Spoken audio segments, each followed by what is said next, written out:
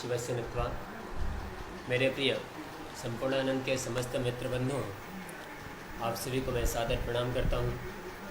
संपूर्णानंद छात्र संघ चुनाव सत्र 20 और 21 का भी कल ही परिणाम आया, जिसमें विद्यार्थी परिषद से चुनाव लड़ रहे थे अजय दुबे अध्यक्ष पद, उपाध्यक्ष चंद्रमौली तथा गौरी शंकर गंगेले महामंत्री पद पर रहे और पुस्तकालय मंत्री विवेकानंद पांडे। मेरे प्रिय मित्रों, जिन मतदाताओं ने, जिन मेरे भाई मित्रों ने वोटिंग की है, गौरी शंकर गंगेले आदि को, उन सभी को मैं हृदय से धन्यवाद देता हूँ, उनका मैं अभिवादन करता हूँ। और जिन मतदाताओं ने, जिन भाइयों ने यदि वोटिंग नहीं भी की है, उनका भी मैं हार्दिक अभिनंदन करता हूँ। शायद कहीं मुझे लगता है कि मेरी त्रुटिवश, शायद मैंने कहीं कोई ऐसी त्रुटि की है या मेरा परिश्रम सही नहीं रहा, आप लोगों के लिए, आप लोगों के प्रति मेरी व्यवहारिकता नहीं सही रही होगी, जिसका परिणाम स्वरूप दूसरा चुनाव मैं हारा हूँ। गत वर्ष मैं कह सकता हूँ कि हारने योग्य था, परंतु शायद इस वर्ष मैंने अच्छी काबिलियत के साथ और एक अच्छे कैंडिडेट के साथ मेहनत की थी, परंतु फिर भी मुझे लग रहा है कि शायद कहीं न कहीं मेरी कमजोरी रह गई और जिसका परिणाम आया कि हम लोग चुनाव हारे।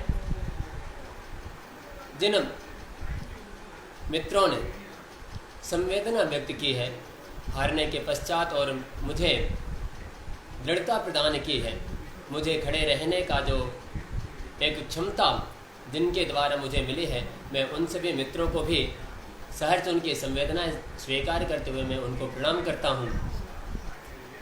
आश्वस्त करता हूँ कि जिस तरीके से पिछले 4 वर्षों में हम लोगों ने चुनाव लड़ा, 2 चुनाव हमने जीते हैं और 2 चुनाव लगातार मैं हार रहा हूँ। शायद इसकी जिम्मेदारी मेरी ही है, इसलिए मैं कह रहा हूँ कि मैं हारा हूँ चुनाव। मेरे पीछे ही गौरी शंकर गंगेले आए, हर्षित आए थे और वो दोनों चुनाव हारे। कोशिश करूँगा कि अगली बार आपके लिए, विश्वविद्यालय के लिए मैं पूर्णतः समर्पित होकर के आपके लिए कार्य करूं, विश्वविद्यालय के लिए कार्य करूं। छात्रावास संबंधित जो भी समस्याएं हैं उन पर मैं कार्य करूं। पठन पाठन की जो समस्या अभी बाधित है, लगातार कुछ मित्र बंधु आ रहे थे जो पठन पाठन की समस्या से हम लोग अवगत करा रहे थे और फिर भी हम लोग उस पर कार्य नहीं कर पा रहे थे, क्योंकि छात्र संघ चुनाव था। हम लोग जान रहे थे कि हमारी स्वयं की व्यस्तता है, अध्यापक भी व्यस्त हैं और कुछ लोग तो ऐसे भी होते हैं, या प्रोफेसर कहते हैं या छात्र कहते हैं, जो पढ़ना पढ़ाना ही नहीं चाहते हैं। उनकी बात हम लोग बाद में कभी करेंगे।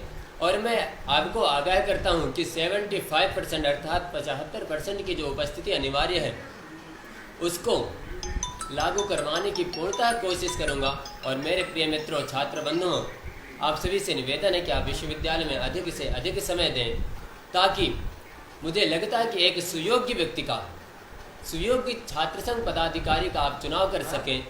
मुझे लगता है साथ यही कमी हो जाती है कि हम लोग विश्वविद्यालय होते नहीं और विश्वविद्यालय के बाहर रहने के पश्चात किसी एक दल से जुड़े होने के नाते या किसी व्यक्ति विशेष से जुड़े होने के नाते हम सही व्यक्ति का चुनाव नहीं कर पाते।